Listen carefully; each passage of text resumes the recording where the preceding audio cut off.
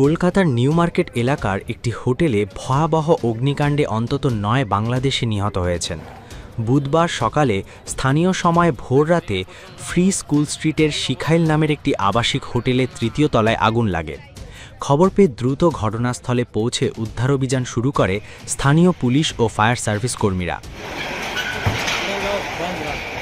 এই সময় দগ্ধ অবস্থায় আরও ১৫ জনকে উদ্ধার করা হয়। তাদের হাসপাতালে ভর্তি করে চিকিৎসা দেওয়া হচ্ছে। নিহতদের মধ্যে ২ নারী ও একটি শিশুও রয়েছে। এই ঘটনায় হোটেল মালিকের বিরুদ্ধে মামলা করা হয়েছে। ঘটনার পর থেকেই তিনি পলাতক রয়েছেন। তার বাড়িতেও তল্লাশি চালিয়েছে পুলিশ। প্রচন্ড কাঁচ ফাটার সাউন্ড হচ্ছে।